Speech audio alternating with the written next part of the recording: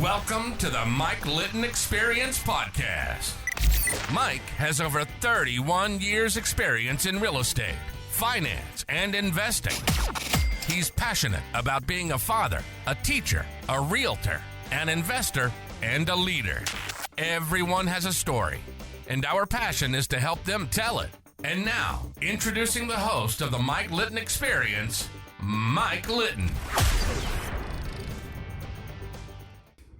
So what can you expect from the Mike Litton Experience? You can expect stories that will inspire, motivate, advice that will sharpen your focus, and expert information on real estate, finance, and market conditions. Or two, not something you should fear just because you don't know about it, right? So we're going to literally lift the veil off of all that.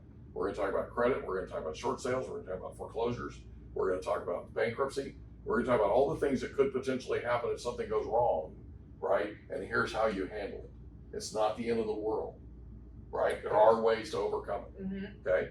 I'm sorry, I didn't mean to go on that tangent. No, but that's literally passionate about that's literally what's happening right now, though. And I believe that somebody needs to take the case, and I believe I'm the person to do it, right? Somebody needs to make the case to millennials that home ownership is not the bad thing that they have in the deep recesses of their mind and their soul. And to rewrite that story, that narrative they've been telling themselves, and there's a solution. Yeah. And just like in my case, when I found myself in that condition, I found a solution. Thank God. I just want to share with those because we're in similar times. Yeah. Question marks, more doubts than when I found myself in 2008 and 9, and it got really dark for me. Talk about the solution for a second.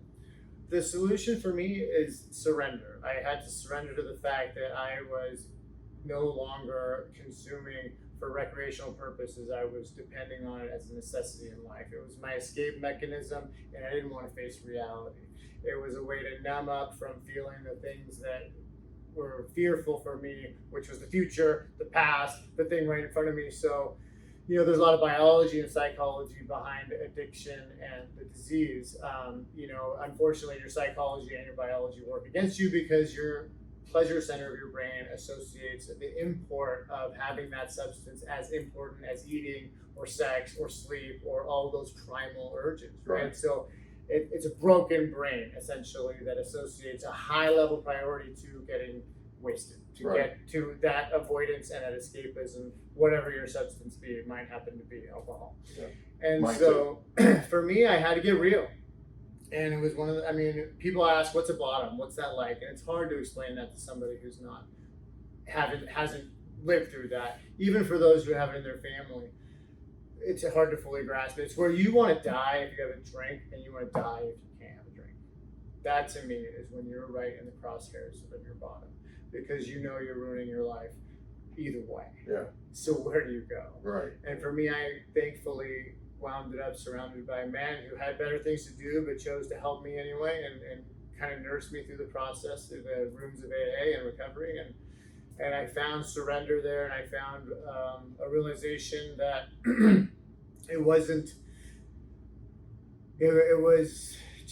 beyond me. That it was power greater than what I possessed. Yeah. So I had to surrender my false power, because the only power I had was to take the power back and sabotage and burn down my life. Right. And I had been doing that. I was to the brink of almost losing my family, losing my house, losing my job, losing everything. I almost burned my life down to the ground. Thank God I found the solution in recovery. And then you have to, you have to get honest. You have to realize I can't do this alone. There's a power greater than me that can help me. Why don't I let him? And whatever that shape or form that takes for you, but there's a way out, and there's a way that you can beat it by no longer relying on your personal power, your own devices. My best thinking got me right in that circumstance. Right. My best thoughts got me in my worst position ever. Right. So when I released and surrendered to the process of recovery, I found honesty. I found courage. I found hope. I found that I wasn't alone. And for anybody who's even had thoughts around this subject, you're not alone. Yeah. There's so many people that deal with this, and so many different flavors of addiction, and so many different flavors of anxiety and hopelessness. And I'm telling you, the fact when I heard and I went to those rooms and I heard my story told to me by all kinds of different people, octogenarians to teenage girls, to telling my story about how they had to rely on this to just get by, to live, to get through the morning. I heard my story and I realized I wasn't alone. And that to me was the beginning of hope. And, you know, for the first time in my life, I found a way through it. And I stuck around, you know, and that was 5 years ago for me. And it really got dark for me in the 2016 and 17. And I found the rooms of AA. And in 2017, I had like 3 bad days and have been sober since August 31st, 2018. So you got your 5-year chip in August. That's about when you know, she came in for the tail end of it. You know, I was a pretty good hider of it, you know, or so I thought. But it's funny that I was the last one to know it was me, or I was the last one to know. But I can tell you that you don't have to live that way, you know. And now I help a lot of guys, you know, that whether it's fentanyl today or, you know, other cosmetic drugs or drinking. It's a handy escape mechanism, and it was my solution for years, and it worked for years. I didn't have to think about all my troubles because I couldn't think, right? And that works for a while, but it's not a sustainable model. You called it numbing it. Yeah. Right? You're numbing it. You're numbing the pain. You're numbing the thought. You're numbing everything, basically, right? So let me ask you this, and thank you for being so open about this. I really, really, from the bottom of my heart, appreciate this. And I know that this is going to help a lot of people. I know for a fact it is. So when you got to where things were the roughest, did you go to a facility? Did somebody get in the middle of your world? What happened? What was the trigger, I guess is the best way to put it? Well, you know, I mean, a lot of people in my circumstance where I found myself about 7 years ago run into consequences, right? I mean, if you do these things repeatedly, you're going to play bumper cars on the freeway, or you're going to have a family that is sick of dealing with you. And so I had some difficult consequences. I was dealing with a life partner that was no longer willing to put up with the type of things that she had to live with. She was going to take the kids and leave, you know, and I had built, you know, from college to the career to building houses to starting small to building up together our lives together, from family to real estate to you name it, you know, dreams, our future being built together, to watch that, you know, crumbling, right, was enough, thankfully, to get me and bring me to my knees enough to where I said, well, I guess my own best devices aren't working here. I need help. Like, and even then I couldn't stop readily because I just couldn't. And so I went to an outpatient. It was after work, 4 nights a week, 5 to 8. And I would go and educate yourself, and they have therapy and group sessions and whatnot. And that lasted about 6 weeks. And then I immersed myself in the recovery community in North County when I moved to Carlsbad. And very, very unique and healthy recovery community. And I outed myself. I said, listen, I told everybody, clients, family, friends, you know, I don't promote it, but I don't keep it a secret that I've gone through this. And so the accountability goes through the roof, because you can imagine if you tell your good friend what you're going through, and then they see you at a happy hour with a Coors Light or something, it's not going to happen. So I had to have that level of accountability in order to really change it. They say the only thing you have to change is everything, right? And thankfully, the mental constructs that I was tied to that caused the pain and that fear kind of based thinking, I was able to replace with positive things and a new routine and a new way that supported what I was trying to do. And in helping others get to where, you know, a stable place of sobriety helps me stay sober. Absolutely. Because in helping them through their problems, I'm not wallowing in my own issues. And it's like, if we get lost in the service of others, then we'll find our own way through our issues. You know, it translates to business, right? We help enough people get to where they're going. Right. Exactly. And, you know, just from me knowing Ryan for the 5 years he's been sober and the few months prior to, I mean, he's such an inspiration to me, he's such a motivator. Our team, he's now has a new addiction, the Peloton. I love that. But it's so true. And I don't want to speak for him, but I'm sure he can look in the mirror nowadays and like who he's looking at. His kids I hear stories all the time from him about his kids want to be around him. They actually want them to like drive him to college and do these certain things. And it's like, I'm sure 5 years ago it was pretty difficult to look in the mirror and like be okay with the situation. And now, he practices gratitude every morning. There's so many things that from that world has translated into my life too. And I tell him all the time, I'm like, you need to open up. Like, people love hearing this because it makes you realize, like, shit, someone that successful who looks like they have it all together with their family of 4 and their wife that love them, he went through some really tough shit to get to where he's at. It's not just this like miracle that happened, Right. but people really resonate with that. And I look up to him every day. He's one of my best friends and I get to see him every day. And I actually am proud to be with him. I'm like, this is my go-to. I know I can go to him and I know it's not what Ryan am I going to get. It's always the same Ryan, Right. and I'm sure during those other days, it was like, which Ryan was coming through the door? Like, who was coming home today? And now we can all be like, we know who we're getting. It's not a guess. Well, the worst when you feel like everything was falling apart, it really was just falling together. Yeah. Because I was living behind a facade and a mask of things where everything on the highlight reel looked great. Mm-hmm. The family looked great, the world looked great, but I was eroding inside and I was hiding from the world, and the isolation got deeper and deeper to where that's all I had. Your world gets really small in addiction. It's you and your substance at the end. And thankfully things changed for me, and I was able to be willing to hear the message. Mm-hmm. And consequences got me to that willingness, but it takes what it takes, And so if you're out there and you're feeling like your life is crumbling, it might be falling together instead of falling apart. Because mine had to fall apart for me to get some deep realizations and get real honest with myself about what charade I was trying to pull out there. And today I get my insides match my outsides today. I am an extremely authentic, honest individual, and like Haylie said, my family, they can't wait till I walk through the door, and that means a lot to me. Yeah, it really does. It has to. Well, everybody, thank you so much for sharing. I know, with every fiber of my being that you're having a major impact on people right now. I know for a fact you are. And that's why I wanted to talk about this, because, you always have been one of my favorite people. Okay. And you just went up tenfold. Okay. Here's the deal. All right. I don't care who you meet in life. I don't care who it is. If they've been through a tough time like you've been through, they're better for it. Right? They're the kind of people you want to be around. They're the kind of people you want to spend time with. They're the kind of people you want to invest in. Okay? Very, very important that we talk about this, and very important that we share this with people as much as we possibly can. And I can't thank you enough for doing that right here. Thanks for sharing, Ryan. I love you, buddy. We love you. Okay? All right. I know that was rough. I know this is a tough Somebody make a subject. joke.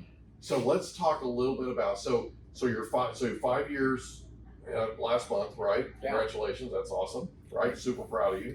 It's a good start. So we are in the midst of, we've started a coaching company. Let's talk about the coaching company for a minute and talk about, I'm sure that there's an element to the coaching part, right? That's life. Mm-hmm. And having gone through what you've gone through, you have a lot of wisdom to share with people that are on this sort of, if you will, fast track and success track in their career and that kind of thing. Yeah. So talk a little bit about the coaching company that you guys have created that I'm super excited about, and I wanted to make sure that we highlighted it today. Well, we talk a lot about mindset. It's the first word of our coaching company, Mindset Mission Media. And, I am very fortunate being 30 years old, having someone who's instilled all of this in me, because we're able to share this now. Like, Ryan took my learning curve from like this and like shortened it in half, because he was telling me everything, his trials, his tribulations. And he's like, hey, I don't want you to be where I had to go to learn all these things. Like, I want you to learn them. Yeah. So we have mindset. How appreciative are you for that? Yes, right? Always. I tell him all the time. His biggest thing was like, pay yourself first, savings. Yeah. Like, But mindset, it's so huge. And anybody in sales, I think in general, in this world, I mean, during COVID, I feel like that was one of the best things it showed us was we have to be extremely cautious about our mental health and extremely take it very seriously and take the mindset very seriously. So many people didn't realize what gratitude can do and getting outside and moving your body because we were all stuck inside, and that was a really slippery slope for a lot of people. It really was. And there are people today that are still trying to recover. There's going to be a whole new brand of psychological health based through COVID. It's unbelievable.